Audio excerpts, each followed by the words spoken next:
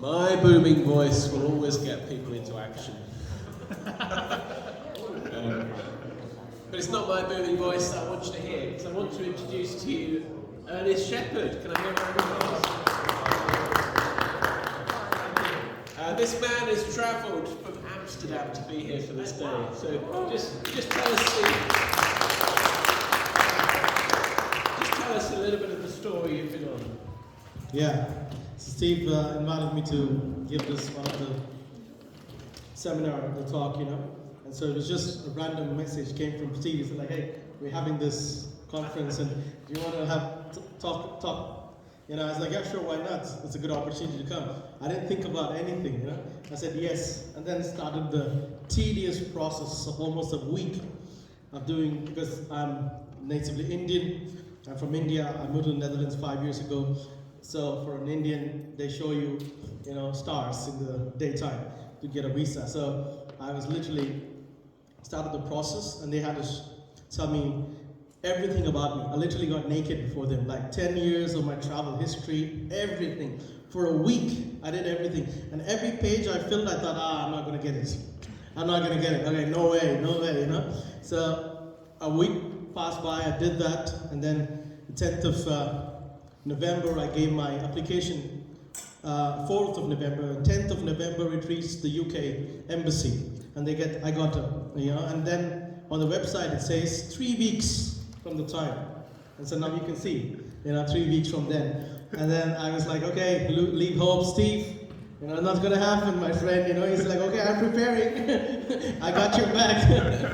And so you see the mail, visa dependent, on that. I was like, only dependent on God, And then a week passed by, and time was coming near. And then I wrote 19th was a good date for me, I want to fly out on the 19th. I told them, like a good boy, and I want to go a little early, and then it's 22nd. Nothing on 19th. So I said, okay, there you go.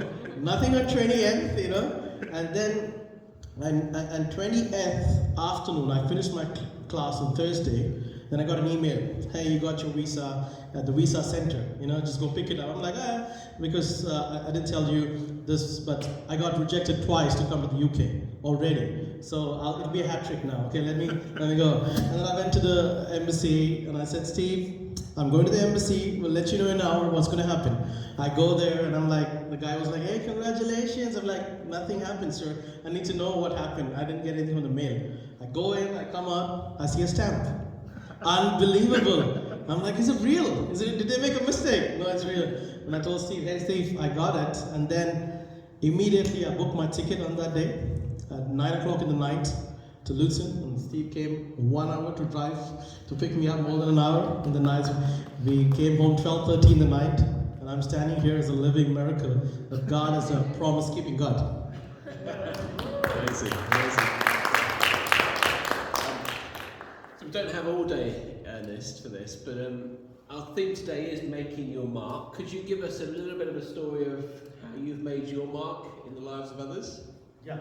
2 minutes. Go for it. Thank you. So, even Steve made kind of a mark in my life when 2 years ago I knew Steve through the Navigators in Norway, the camp that he has. And so, my girlfriend's roommate was making an application to go to the Navigators. Actually, there's a person I need to tell later, but he asked me also, hey, how did you end up in the Navigators? I know my dad. I'm like, I don't think about it, let me think. So I thought about it yesterday. So he was making an application, and he said, yeah, I'm going to the Navigators, Norway. And I said, oh, really? And he said, I'm doing the last minutes spot, maybe 1 or 2 spots left. And I said, oh, well, I'll do it. I don't know who's Steve. I don't know what's going to happen there. First time to Navigators camp, And then I sign up, and he recommends me. He literally says, I think in the email, I just know him through a friend, but he's a good Christian. Would you want him to come? Something like that. So Steve said, okay, let him come.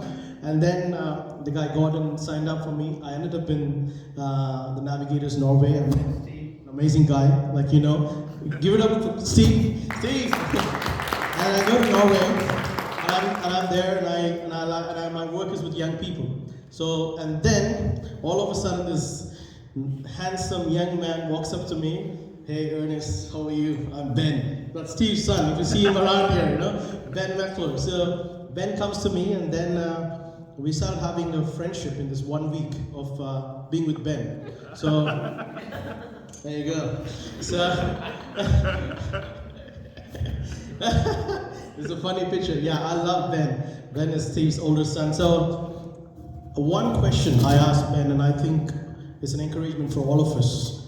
Ben is a son of a missionary. Steve has been touching people all around the world. He does this bit of talking to Ben and sharing the love of Jesus. But you know young people, right? You know, whatever dad says is a lecture. You know, no lecture. So I took him aside and said, "Hey Ben, I have this habit of doing devotions. Like one of our sisters was saying, to do devotions, you know, every day." I said, "Why don't you join me every morning to do devotions?"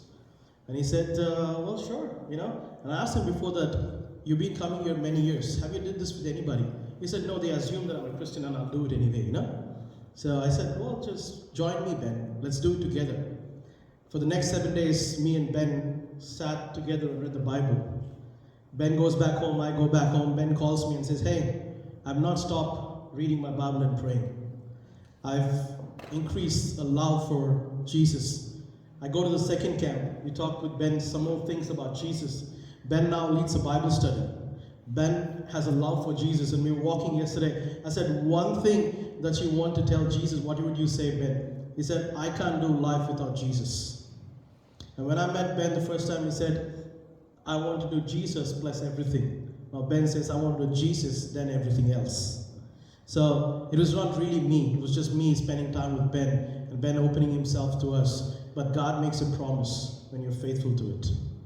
And he made a promise that if you share my love, people will receive me by faith. Thank you.